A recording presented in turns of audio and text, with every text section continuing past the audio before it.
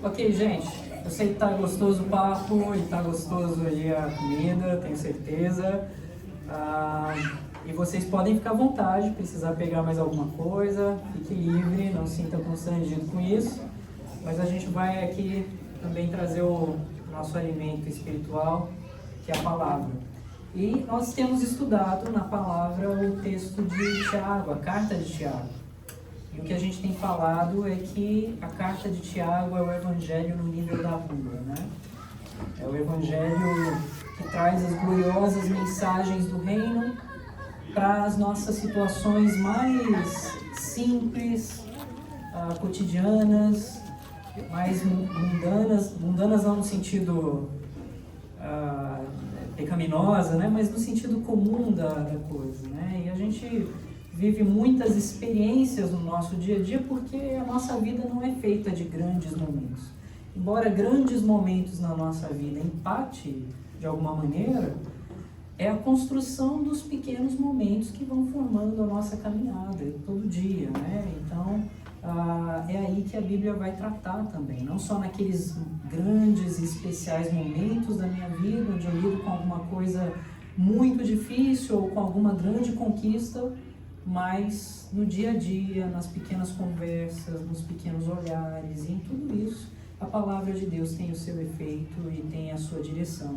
E é isso que a gente tem aprendido aqui na carta de Tiago, que trata de assuntos delicados, trata de assuntos que às vezes nos incomoda, porque mexe com coisas que a gente sabe que está ali, trata de assuntos que mexe com nossos relacionamentos também, mas Deus não faz isso brincando conosco, né? Ele faz isso porque Ele quer o nosso bem. Eu já orei pelas crianças, agora eu quero orar também por nós aqui, para que Deus nos dirija pela sua palavra. Vamos orar.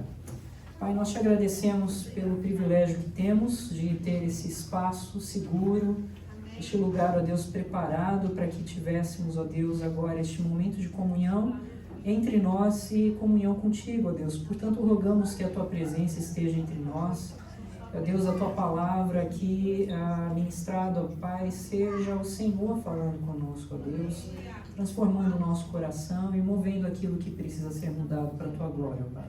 Que o teu nome seja glorificado, ó Deus, que a nossa vida seja de fato um sacrifício vivo diante de ti, ó Deus.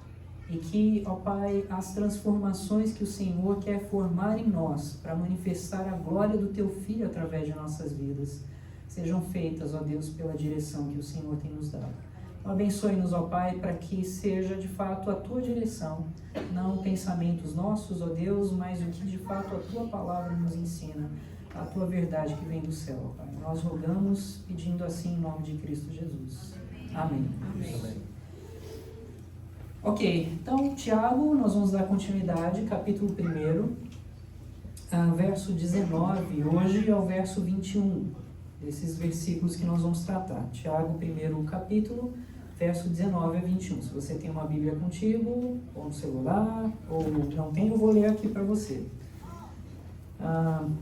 Dessa vez eu vou ler na nova versão internacional, né? Geralmente eu tenho usado a revista atualizada, hoje eu tenho aqui a nova versão internacional, diz assim: meus amados irmãos, tenham isso em mente, sejam todos prontos para ouvir, tardios para falar e tardios para irar-se, pois a ira do homem não produz a justiça de Deus.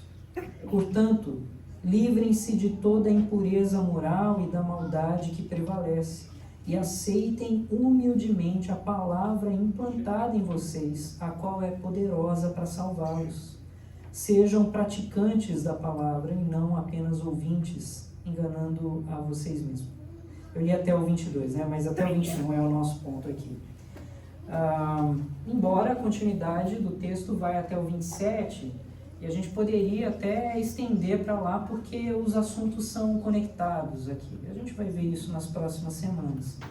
Mas um conceito que eu quero gravar bem no coração de vocês, e isso responde muitas questões sobre os textos bíblicos que a gente tem estudado, é que a Bíblia fala sempre de um contraste entre reinos. Eu sei que o meu pequeno grupo vai até cansar de me ouvir isso, porque eu vivo martelando esse ponto com os nossos irmãos quando a gente se reúne. Mas essa é a verdade. A Bíblia, ela sempre contrasta dois reinos. E ela vai trabalhando essa questão e nos revelando o que isso significa, quais são os reinos e como é que a nossa vida precisa ser mudada dependendo do reino para qual a gente aponta. Do que eu estou falando? Eu estou falando do reino do eu e do reino de Deus. O reino do eu e o reino de Deus. Por causa do pecado, a gente sabe que houve uma separação. Há um véu que é colocado diante dos nossos olhos, de tal forma que a gente perde a nossa conexão para aquilo que de fato importa. A nossa vida foi criada para algo maior do que os limites que a gente estabelece. De fato, a nossa vida foi criada para uma transcendência. E transcendência significa não sair do corpo nem nada, mas a ideia de que nós fomos criados para transcender os limites da nossa própria vida, para estender a nossa conexão com o próprio Criador e com as pessoas ao nosso redor. E assim foi que Deus projetou a vida humana. No entanto, o pecado entra na história e inverte a coisa e faz com que o homem, então, volte muito mais atenção para si mesmo. Aliás, se a gente pensar na história da primeira tentação, a gente sabe que é exatamente esse o ponto, não é? A tentação era buscar um reino para si. Era que, desobedecendo a Deus, então a mulher ou o homem buscasse um reino para si mesmo e se colocasse no próprio lugar de Deus. E isso é que se desenrola na história, a gente vê isso em cada pequeno detalhe da nossa vida. Em conversas a gente vê isso. Às vezes a nossa preocupação não é ouvir as outras pessoas. A nossa preocupação é expor a nossa grande sabedoria de forma pública.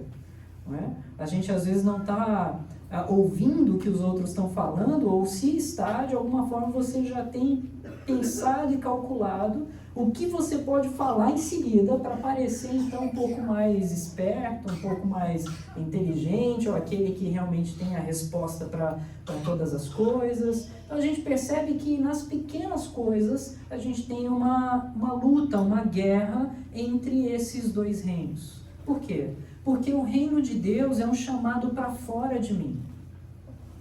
É um chamado para uma relação de vida com Deus e um chamado para a relação de vida com os outros, com o próximo, para o bem dos outros. Tanto que quando Deus fala, quando Jesus é questionado pelos fariseus sobre qual seria o maior mandamento, qual é a resposta que ele dá? Ele resume em dois, né? Pega todos os mandamentos, ele resume em dois. Amar a Deus sobre todas as coisas, com todo o coração, com todo o entendimento, e depois amar ao próximo como a ti mesmo. Embora não ignore o cuidado consigo, o apontamento que a Bíblia dá é uma direção para fora e não uma direção para dentro. Mas o nosso costume é voltar a atenção para dentro. E a gente vê isso desde cedo, né? As crianças fazem isso, elas querem do jeito delas, né? Na hora delas, no tempo delas. E a gente vê essa mudança, essa perspectiva de reinos já batalhando no coração dos nossos filhos. E isso vai continuando até a vida adulta. A única diferença é que a gente se torna mais sofisticado na nossa inclinação para o reino do eu. E o reino do eu implica então nessa busca pessoal de desejar a minha vontade, de estabelecer o meu sonho, os meus planos, as minhas regras, a minha forma, e de alguma maneira eu vou criando então meios sofisticados para que isso aconteça. As minhas irritações são porque as coisas não funcionam do jeito que eu quero, né? A minha irritação é porque os filhos não obedecem a minha regra, a minha lei. A minha irritação é porque o trânsito não funciona como eu quero. Eu quero um trânsito em que as pessoas paguem pelas melhores estradas, mas que elas resolvam não usar a estrada que elas pagam. né? Para que eu possa usar sozinho, não é? E aí a gente vive nessa luta constante. Hoje eu voltando do trabalho, eu falei com a Dani, um caminhão queria entrar na minha pista, né? E eu fui reduzindo para que ele entrasse. E aí chegou um senhor atrás, empurrando meu carro, buzinando e falando, vai, não deixa espaço não. E ele me forçou a ir, não deixar espaço. Eu falei, poxa vida, não pode dar espaço para o outro, né? É uma bobagem assim, mas essa é uma bobagem que acontece o tempo todo. Em todo momento, não só na estrada, mas acontece na nossa vida. É sempre alguma vantagem, alguma questão pessoal, algum motivo pessoal. É deixar de pensar no outro. Então a Bíblia vai sempre nos desafiando a isso. E esse texto não é diferente. Se você perceber, há em todo o texto de Tiago um contraste entre as coisas do céu e as coisas da terra. E aqui ele faz esse contraste de novo, dizendo, olha, meus amados irmãos, tenham isso em mente, sejam todos prontos para ouvir, tardios para falar, tardios para irar-se, pois a ira do homem não produz a justiça de Deus. Vê que ele, de novo, estabelece um contraste? A ira do homem não produz a justiça de Deus. Isso aconteceu nos versos anteriores, vai acontecer nos versos posteriores, e ele estabelece aqui novamente um contraste sobre a ira do homem e a justiça de Deus. A gente vai falar sobre isso, mas antes eu quero tratar aí dos primeiros pontos. Ele diz assim, sejam todos prontos para ouvir. E depois tardios para falar. Prontos para ouvir, tardios para falar. Eu devo confessar que nem sempre eu sou o melhor ouvinte. Às vezes minha mente está voando, não é? E eu tenho pedido a Deus que pela graça e misericórdia eu seja o melhor ouvinte. Porque a minha mente está voando, naquela ocasião, implica que eu estou muito mais preocupado comigo, com as minhas coisas, do que realmente preocupado com a vida do outro, em abençoar a vida do outro. E é sempre assim. E quando isso acontece, por exemplo, na relação do casal, às vezes acontece alguns adendos, né?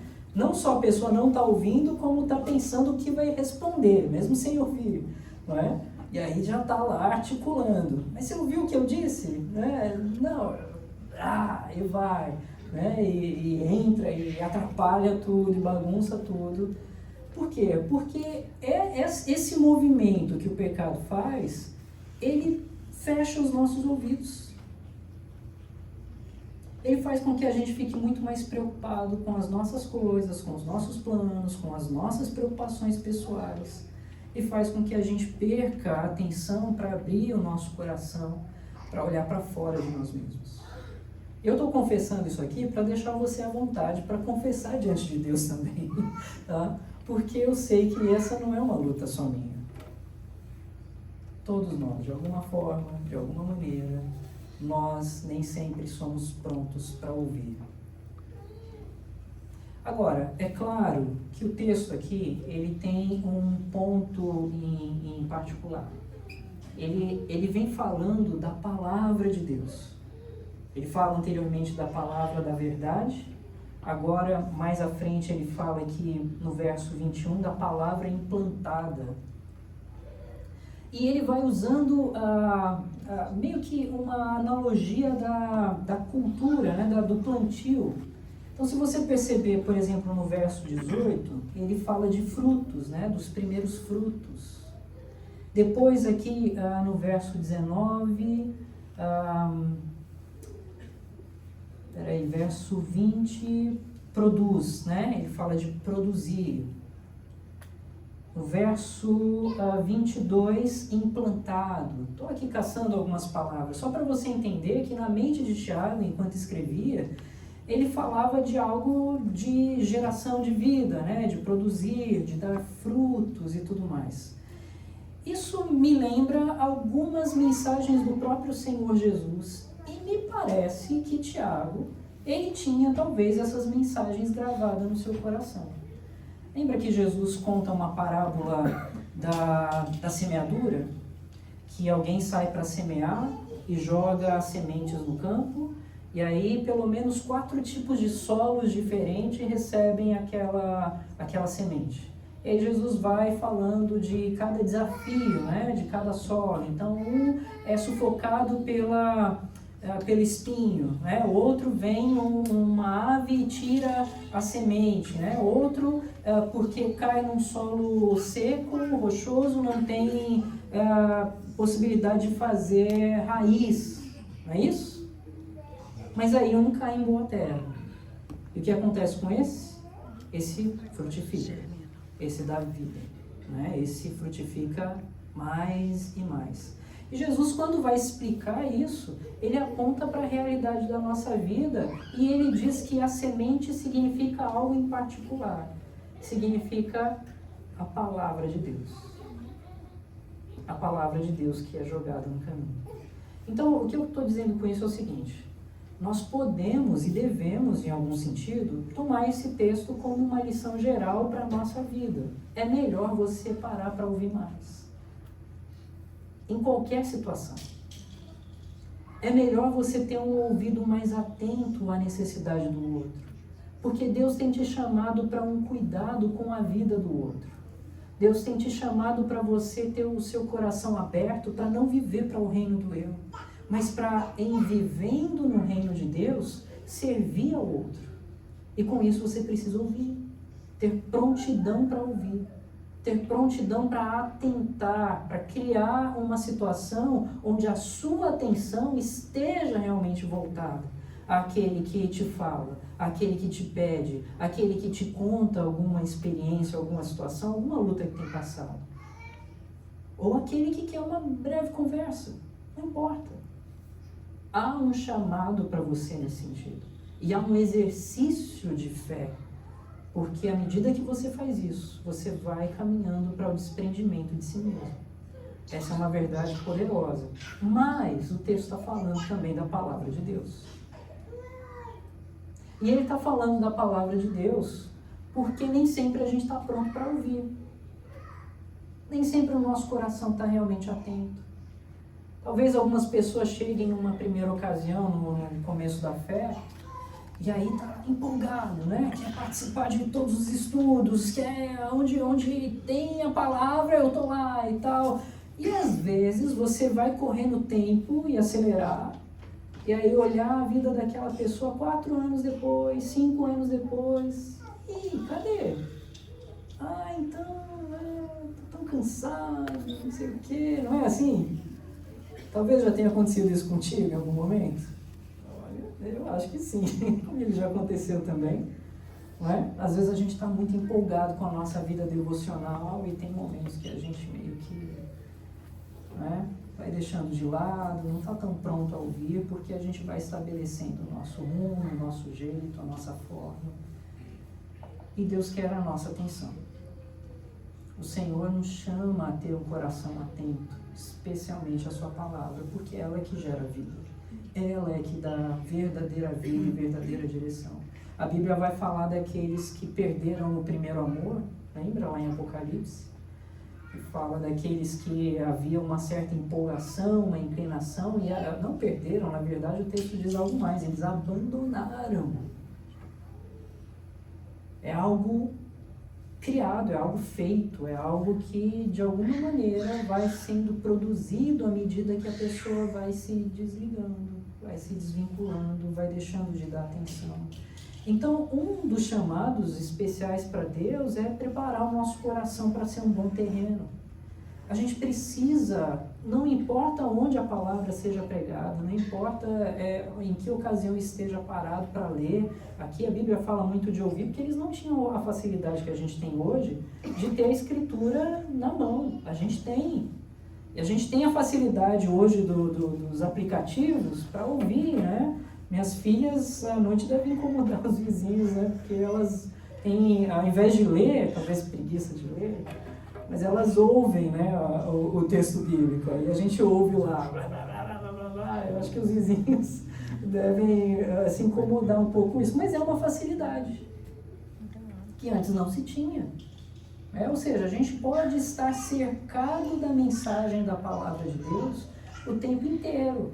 mas a gente nem sempre está pronto para ouvir. Talvez a gente precise voltar, nós precisamos voltar o nosso coração ao Senhor e dizer: Senhor, mexe comigo, abre o meu coração e permita que eu tenha um coração em chamas pela Tua Palavra sempre, que ela seja de fato um alimento para mim, que eu não perca dela o sabor, que ela venha com poder e com transformação, que eu esteja pronto para ouvir.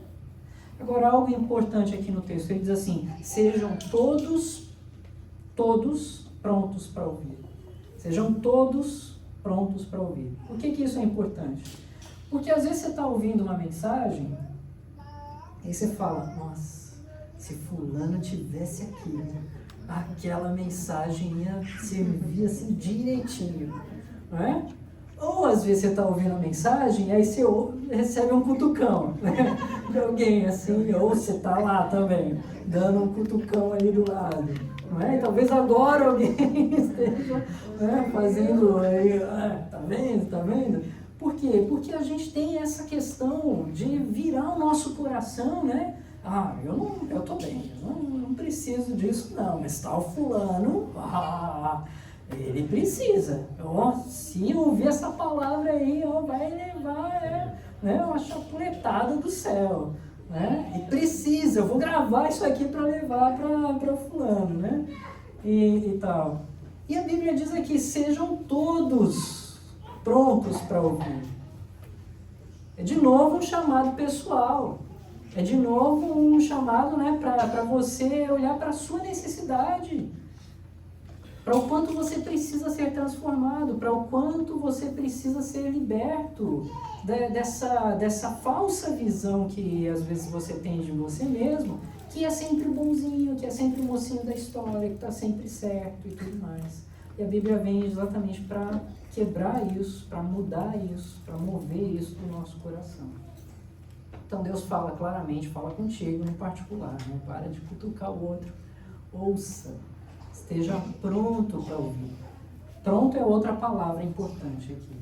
Ele fala de um posicionamento, de uma prontidão, de um jeito.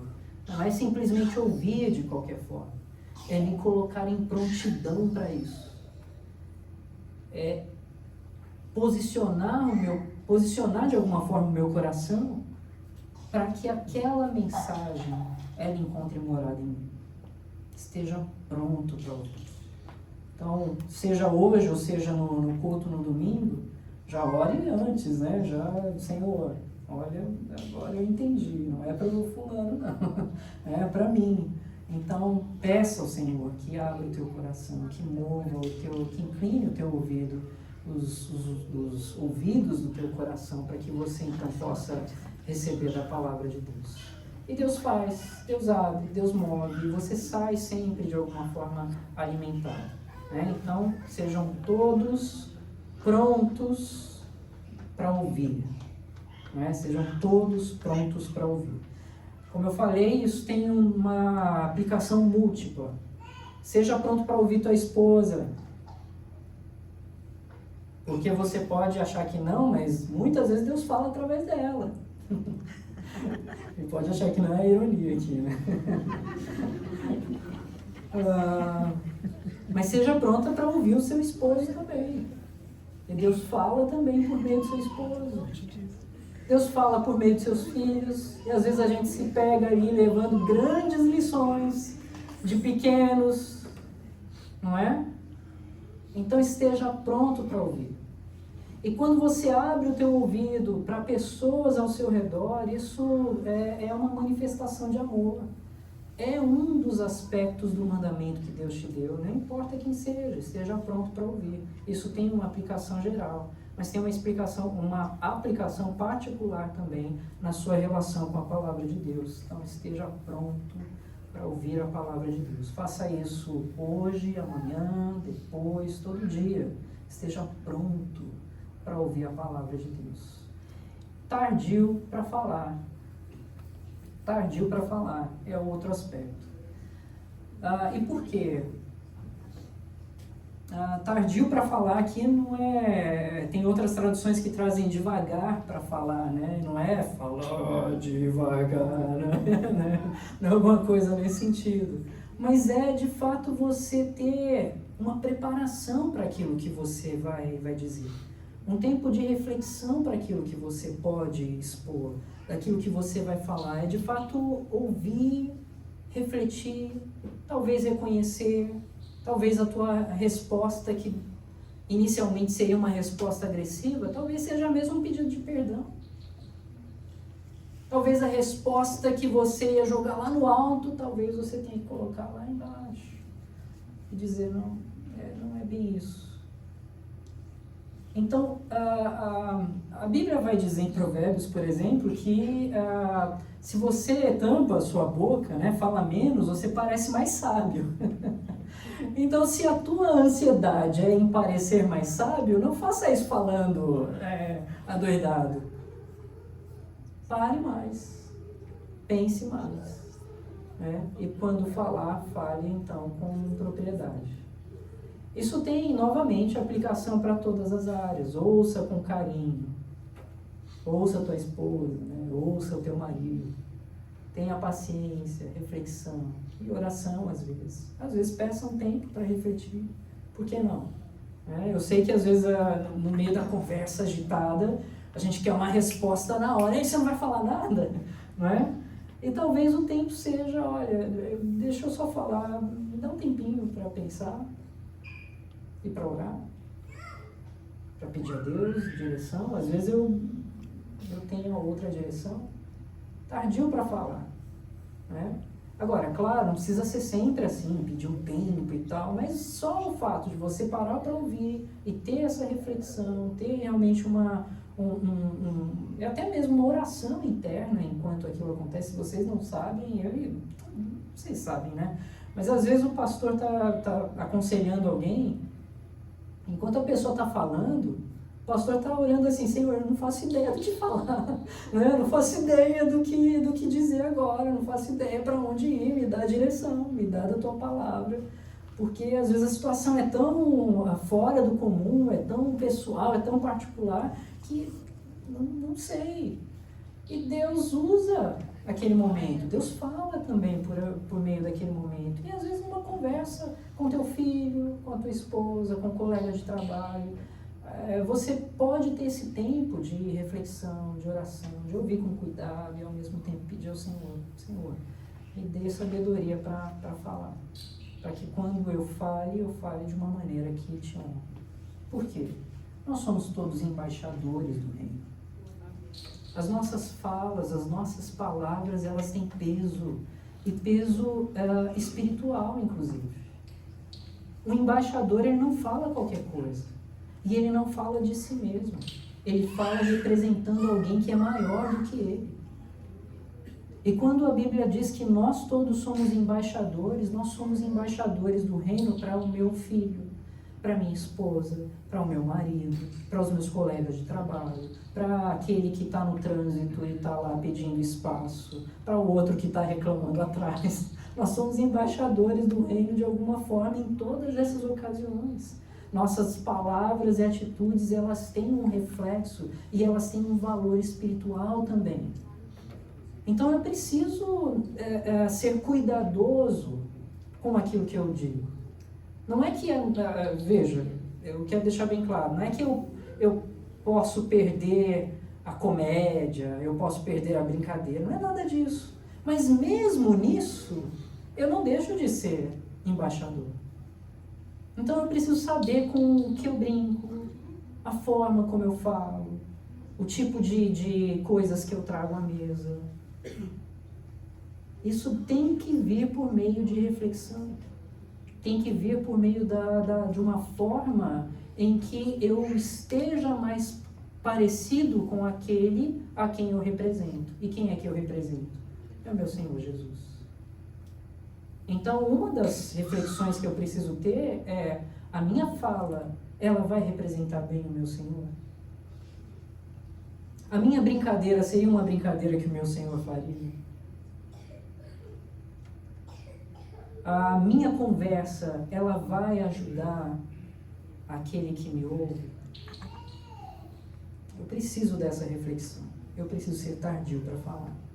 Isso é importante em termos de ministério também na igreja. Às vezes a pessoa vem e, tá certo, ela está empolgada, mas às vezes o tempo dela é parar um pouco, ouvir, sentar, refletir, crescer, se alimentar das verdades, conhecer mais profundamente aquilo que o Senhor ensina.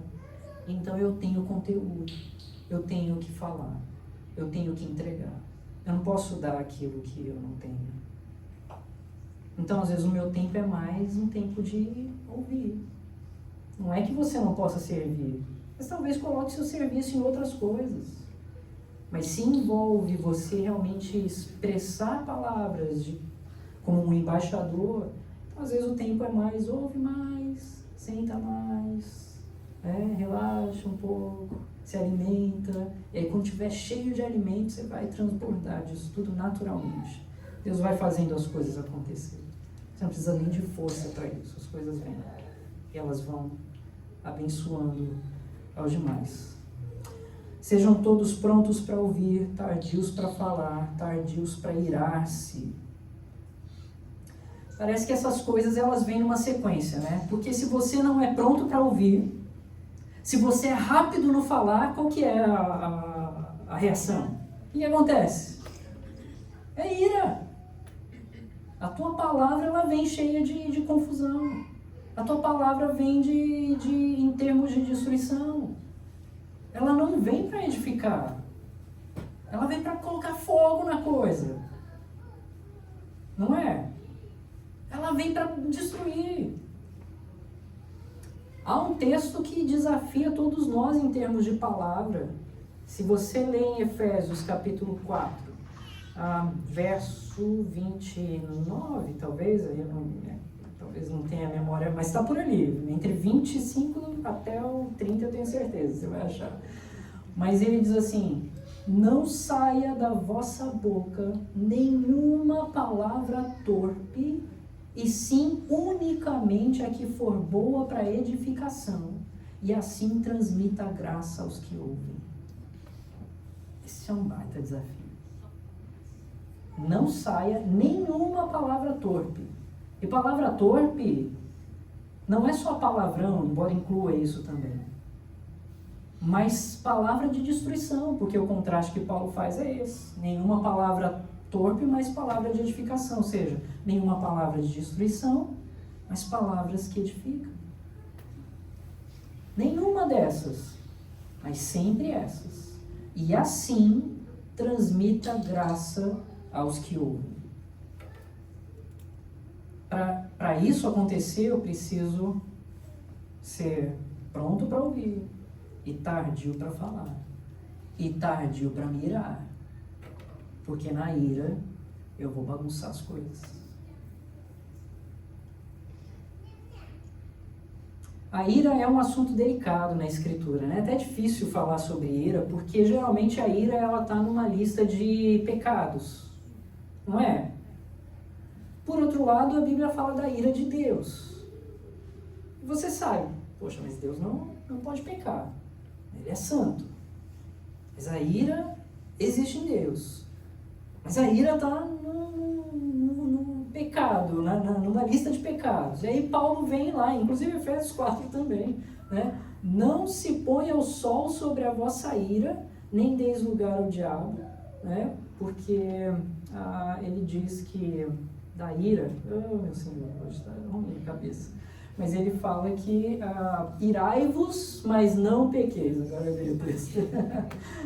Irai-vos e não pequeis. Mas como assim? A ira não está sempre numa lista de pecados? Mas aquele texto me dá uma dica sobre ira. Porque se eu posso me irar sem pecar, então existe uma ira que é santa. E como é que eu encontro ela? Como é que eu entendo ela? Eu não vou aqui, nem sei se a gente tem tempo para isso, não tem, mas eu não vou aqui fazer uma teologia em torno da ira, né, um estudo em torno da ira, mas eu quero dizer o seguinte, que a ira santa, ela é uma ira que se parece com a ira de Deus. A ira de Deus é uma ira contra o que é puro. contra o que é santo, contra o que é digno. É aí que vem a ira de Deus. É sobre essas coisas, a Bíblia diz, que vem a ira de Deus. Essa é a ira santa. E Deus nos convida a refletir sobre a nossa própria ira, para saber onde é que ela está. Onde é que ela está direcionada? Ela está direcionada para a destruição? Ou ela está direcionada para uma reflexão sobre a minha necessidade, irar contra os meus próprios pecados, ou mirar contra as injustiças e então tomar uma posição de trabalho em torno disso? Mas isso também não responde tudo, é claro, né? Eu preciso também modelar, articular, embora o meu coração possa estar irado, a maneira como eu reflito isso, ela tem modulações e eu preciso ter sabedoria. Eu falei, eu não vou dar uma aula aqui sobre ira, né? Não é o nosso ponto aqui, mas eu quero dizer que geralmente a gente trabalha mal com a ira. E é por isso que geralmente a ira está em lista de pecado. Porque ela vem de forma explosiva, ela vem com a intenção de destruir, às vezes de humilhar, ela vem com a intenção de te colocar no centro, de te fazer melhor, de te fazer sentir melhor, estabelecer o seu ponto, estabelecer o seu jeito, e é assim que vem a ira. Essa ira não traz a justiça de Deus. É o que o texto diz. Não adianta. Ela não vai trazer os benefícios da justiça de Deus. Você precisa acomodar o teu coração ao coração do Senhor. E precisa confiar na justiça do Senhor. Embora nós possamos até de alguma forma nos irar contra aquilo que é errado, a Bíblia nos dá a direção de como agir nisso. E a primeira direção é que a justiça pertence a Deus.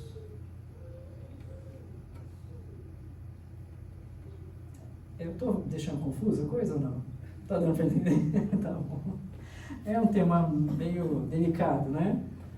Mas ela é um tema verdadeiro. No entanto, como eu falei, a nossa ira, ela fica distorcida por causa do pecado. E você tem, por outro lado, uma ira santa, que é a ira de Deus. E a gente tem uma história de ira na Escritura, na verdade. A gente tem a ira do homem e a ira de Deus contra aquilo que é imoral, contra aquilo que é injusto, contra aquilo que não é santo. Você tem a Bíblia toda falando dessa história. E essa história vai se entrelaçando em alguns pontos até que ela se encontra em um único lugar. Eu digo que as iras se encontram na cruz. E você tem a ira do homem, que se volta contra o seu próprio Criador. E você tem a ira de Deus, que se volta contra o pecado das suas criaturas. Caindo na pessoa do seu filho. E essas duas iras que se encontram ali, elas produzem injustiça, e justificação, e vida. Então a ira de alguma forma faz parte da história. É uma parte importante da história.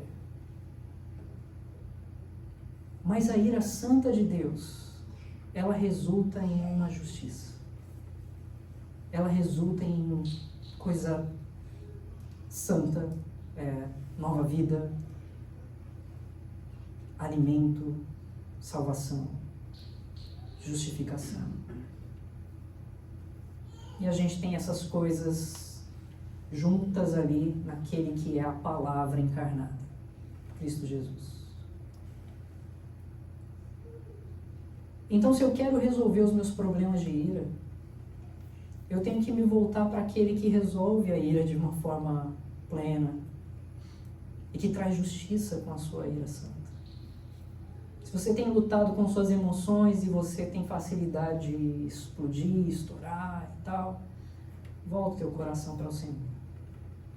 E peça para que o Senhor ajuste as coisas.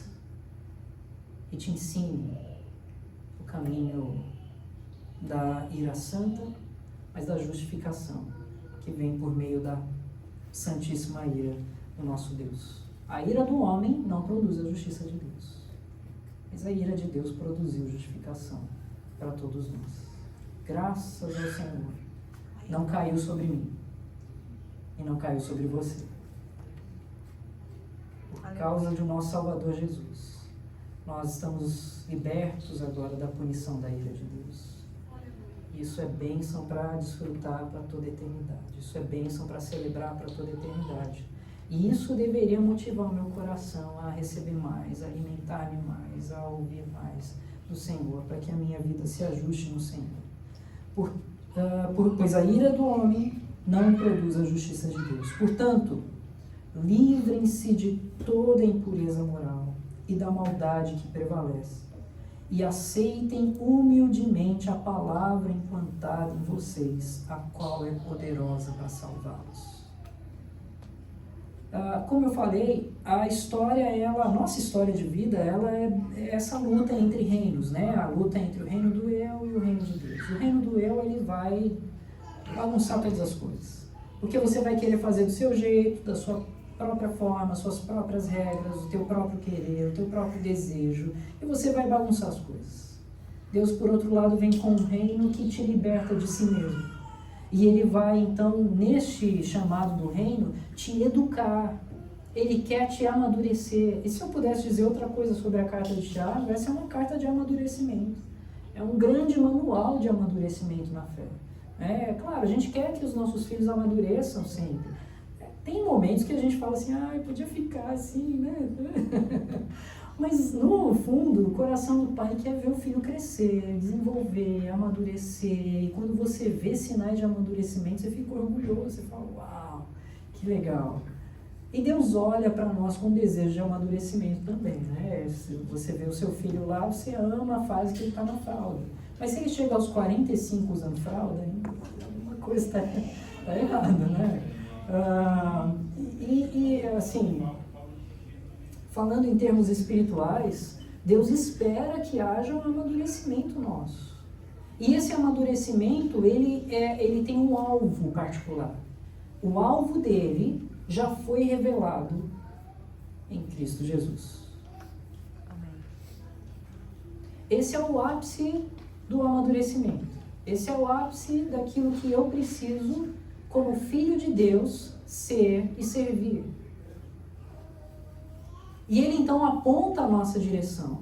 Para isso eu preciso me libertar então de toda malícia, de toda maldade, de toda impureza, para que então eu possa dar passos para me tornar mais parecido com seu filho.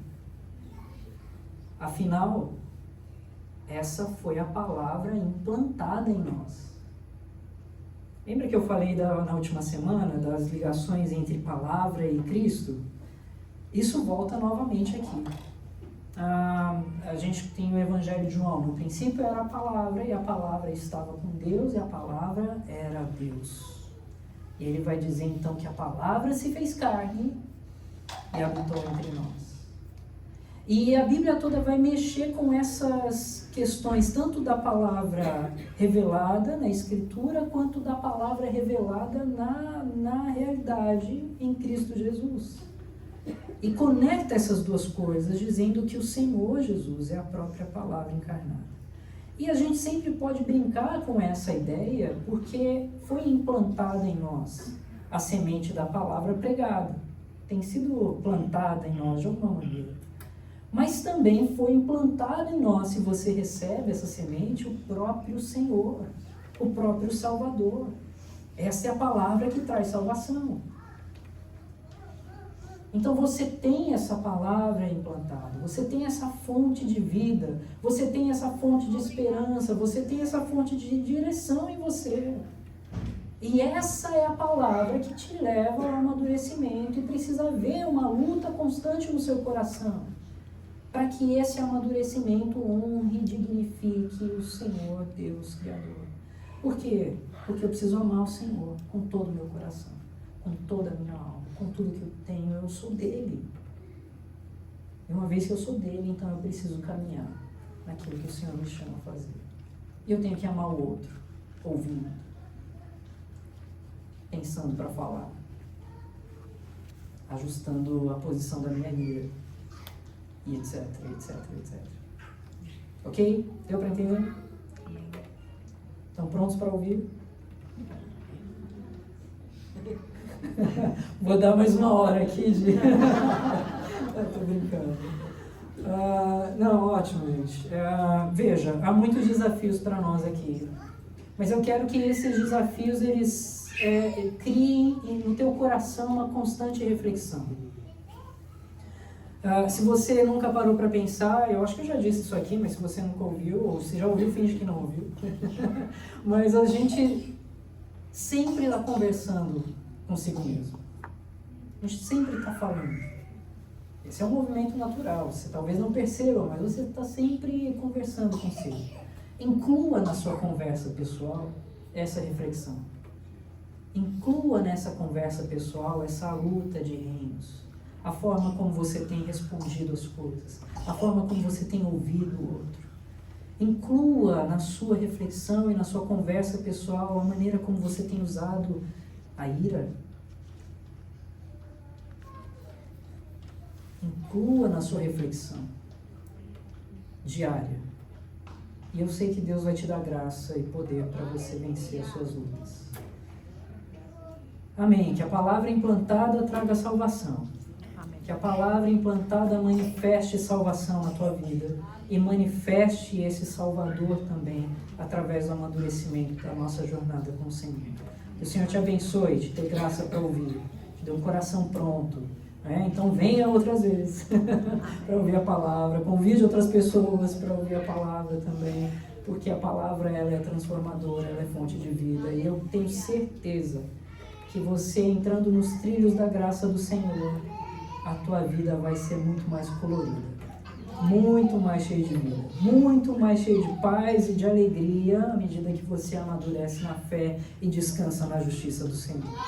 Deus é bondoso em nos abençoar sempre. Vamos orar. Pai, nós te agradecemos, ó Deus, pela bênção que nos dá de ouvir mais uma vez a tua voz. E, Pai, obrigado pelos desafios que o Senhor tem nos dado através da carta de Tiago. Ó Deus, que o Senhor nos dê graça para sermos, ó Pai, constantemente desafiados por Ti. Que nós sejamos provados de fato, ó Deus, na nossa fé, para que ela redunde em louvor e glória ao Teu nome, Pai. Para que ela se manifeste em um amor verdadeiro ao Senhor e uma vida, ó Deus, que manifeste amor verdadeiro àqueles que estão ao nosso redor. Que nossos relacionamentos não sejam simplistas, ó Pai, não sejam diminuídos por conta do pecado que ainda existe em nós, contra o qual nós batalhamos, ó Deus, mas que, ó Pai, o Senhor nos dê graça para sermos livres de nós mesmos. Podemos assim olhar para fora de nós e servirmos uns aos outros, ó Deus, pensando nas necessidades daqueles que estão ao nosso redor, ó Pai, para que o Teu nome seja glorificado naquilo que o Senhor faz através de nós. Ensina-nos antes disso, ó Deus. Dá-nos a boa palavra, ensina-nos a sermos embaixadores de Cristo Jesus, para que a nossa palavra seja significativa, ó Deus, e seja fonte de bênção e edificação. Pai Santo, encha-nos, ó Deus, com a Tua presença, encha-nos com o Teu Espírito, e nos faça, ó Deus, com a Tua graça, mais parecidos com Teu Filho amado Jesus. Nós o amamos, ó Deus, nós amamos ao nosso Salvador, nós amamos ao Teu Santo Espírito que habita em nós, nós amamos ao Senhor, ó Deus, mas queremos, ó Pai, crescer neste amor e manifestar este amor de múltiplas formas, ó Deus. Então nos ensine, ó Pai, nos ensine através desses desafios que o Senhor tem nos dado, ó Deus, a Te servir mais e melhor. E também amar, ó Deus, mais e melhor aqueles que o Senhor coloca em nossas vidas. Ajuda-nos, Senhor. Encha agora, ó Pai, o pensamento do Teu povo com a Tua palavra. Encha agora, ó Deus, com esses desafios, ó Pai, para que amanhã, hoje, ó Deus, nas conversas, que na semana que vem nos relacionamentos no trabalho, para que, ó Deus, a relação com outros colegas de estudo, a relação entre os familiares, entre pais e filhos, ó Deus, sejam, ó Pai, transformados por meio desse desafio que o Senhor tem nos dado aqui, ó Deus. E que o Teu nome seja glorificado, Pai. Obrigado, Deus, por essa ocasião bendita que nos dá, que o teu nome seja exaltado em nome de Cristo Jesus. Amém. Amém. Amém.